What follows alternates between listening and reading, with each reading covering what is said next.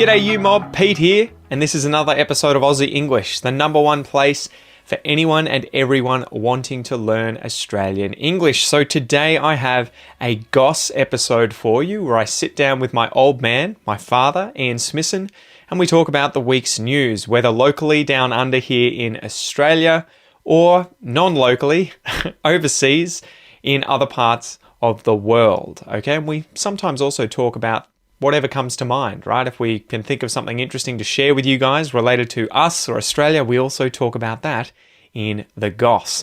So these episodes are specifically designed to try and give you content about many different topics where we're obviously speaking in English and there are multiple people having a natural and spontaneous conversation in English. So it is particularly good to improve your listening skills.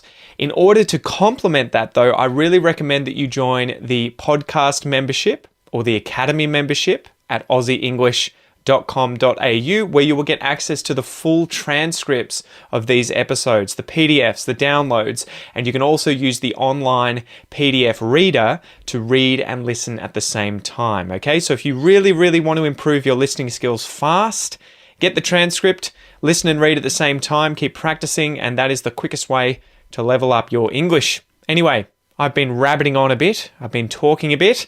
Let's just get into this episode, guys. Smack the bird, and let's get into it.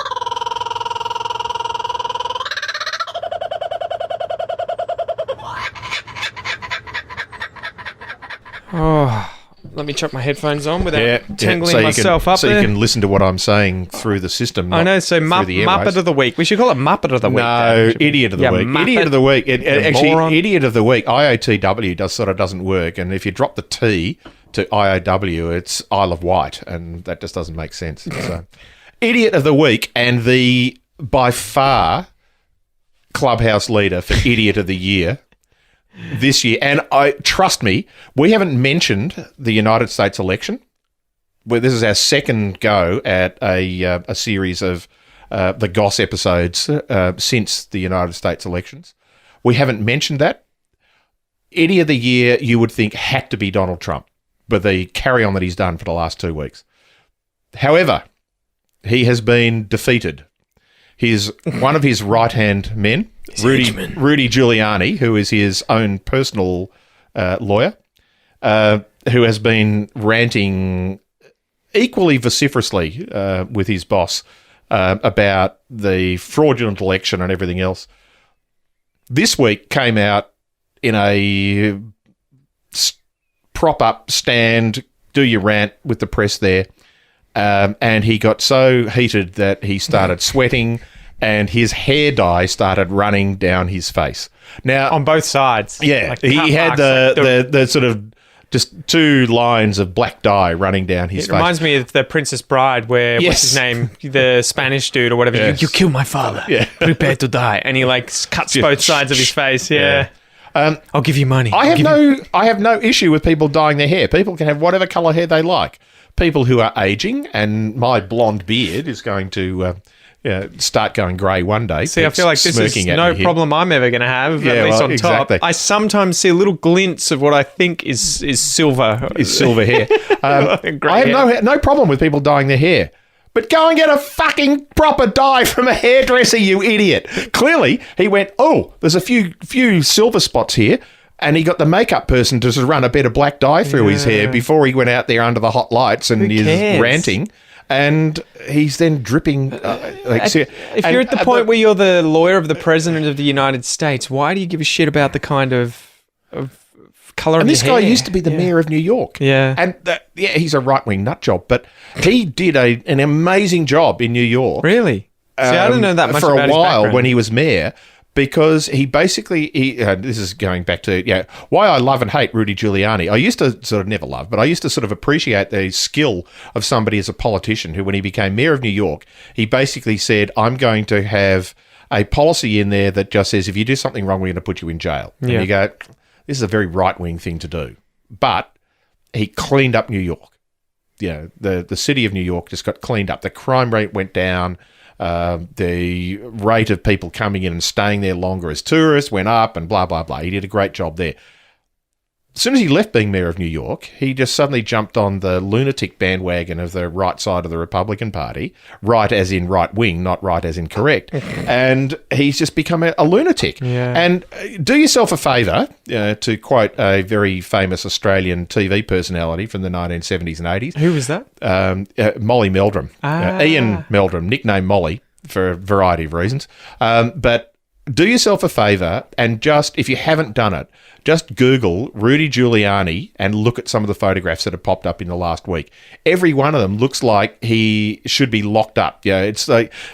Everyone that's been published. Everyone that's been published. Call the guys with the little white van and the straitjackets and drag him away. And you can't fake this. Yes, they're selective about their photographs, but you cannot look that stupid constantly. And be a sensible human being. So congratulations, cornered, Rudy. Right. You have the Idiot of the Week, and only Donald Trump whining after December the 14th is going to be the knockoff for Idiot of the Year. I mean, I think you've already sworn in this one. So I have. There's situation. And you can, Francis, you can beep that one. Nah, screw it. Just leave it in there. It's all No, good, Francis. beeping it's even better. Please beep it, because when you beep it, people notice. You go, oh, what did he say? I'm going to go back and I'll rewind that, and I'll. I don't think try and Francis lip read. watches the entire episode. I'm pretty sure he just sets the audio. He just sets the audio, and lines them up, and goes, "Yeah, stuff it. We're done. Don't worry about it, Francis. It's fine. It's fine. White balance it." But so things are pretty fucked up in the US at the moment. Pretty? In regards to the handover, because it seems like I think I saw that There is no handover. Biden just got Georgia. He won Georgia. So he's at 300 and something Guess what? now. I love this. There's been this whole rant about we need a manual recount in Georgia because we don't believe he won it. He won it by more than previously. Yeah. Creamed it. He smashed them. What was my point? Yeah. Oh, he's further ahead. So it seems crazy. I was listening to Sam Harris's breakdown of this today. It was 30 minutes. I think Sam's reading an essay that he's written because it's very well put together. So go check it out. Sam Harris speak on very YouTube. well, but he writes very well too. But he was saying that Trump is effectively completely barring Biden from any kind of internal knowledge about the situation of current affairs. In the presidency, he's not giving any funding, I think, which is normally given to the incoming president to get to set start to up. hire people to do the transition. So he's doing as much as he can to impede this. And Sam Harris was saying this is like the worst shape that the political realm of the US has been in since the Civil War in terms of how much are you affecting? Like, it seems inevitable now that Biden has won it by not a landslide, but he's won it by a margin that's pretty obvious. It's a mudslide. Yeah. And he's going to get into power. And the fact that Trump is holding back all this information and not allowing him to hit the ground running when he takes over is not... It's beyond selfish because it's putting not just America at risk, but the whole world. Well, even to the stability point where, of the whole world to some extent. Allegedly... Trump instructed his State Department to not hand over congratulatory messages that had come from leaders of other countries in the world to Biden. That's right. That were inviting him to start to talk about their ongoing relationship. Those messages were being withheld by the State Department on the instruction of the president. Because it's one of those things where I thought, he's an egomaniac. But mind you, this can only last, theoretically, until January. And I'm not a constitutional lawyer. I'm not an American.